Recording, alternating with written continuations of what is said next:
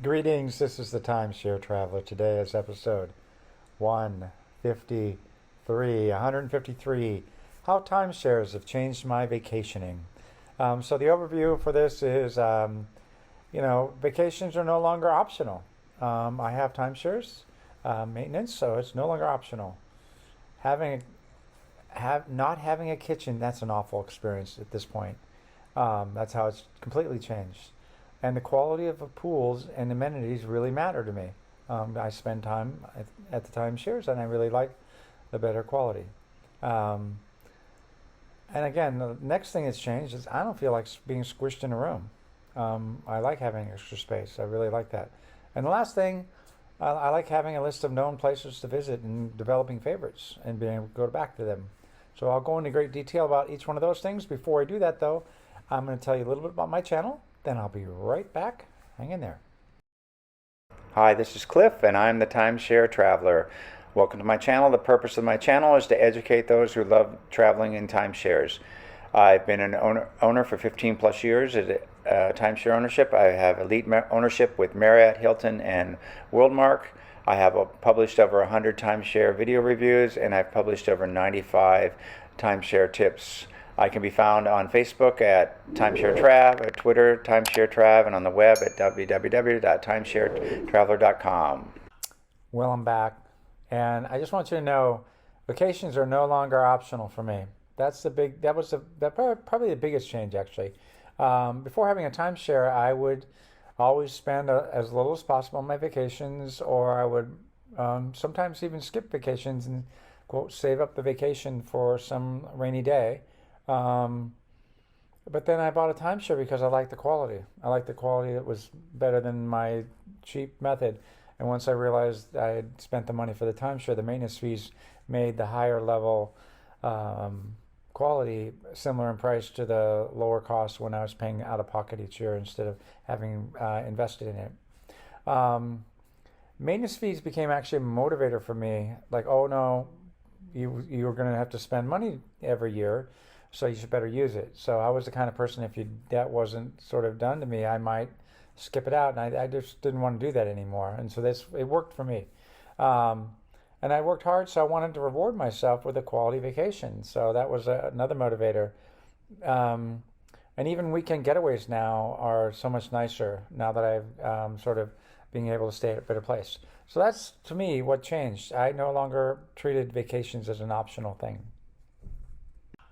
Next up, not having a kitchen. That's an awful thing to me when I go on vacation. I know it sounds, maybe, I don't know. I like the option to cook. Doesn't mean I'm always going to cook. It just means I have the option.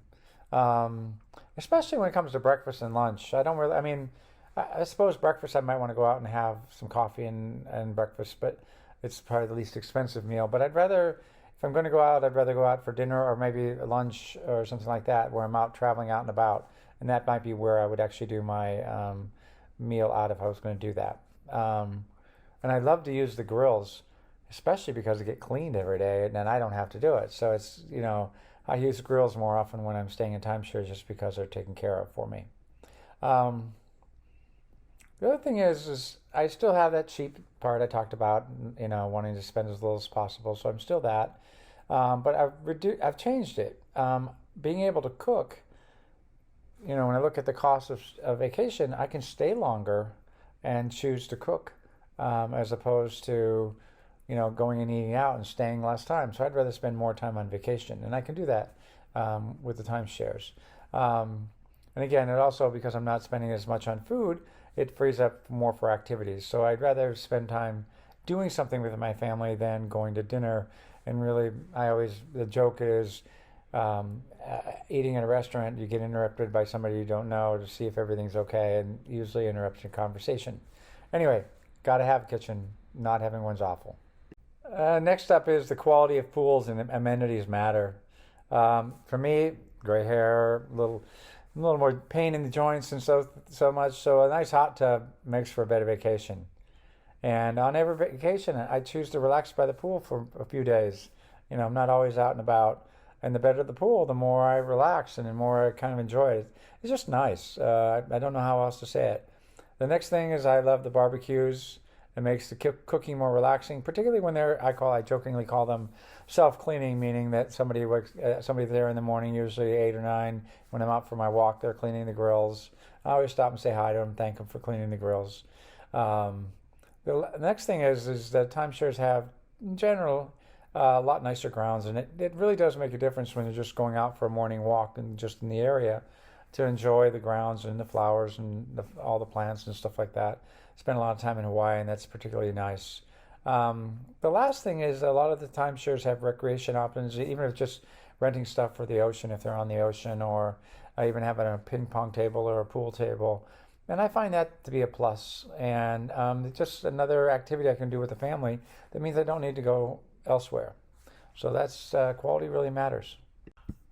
Oh, here we go. I don't like feeling squished in a room. I'm 6'6", and I don't like the feeling of you got two queen beds and you're trying to squeeze by people to get to the bathroom or whatever, or get to the coffee machine to make the coffee in the morning, and it's not as relaxing of experience that I find in most timeshares, where it's not the case. In addition, most timeshares have a deck.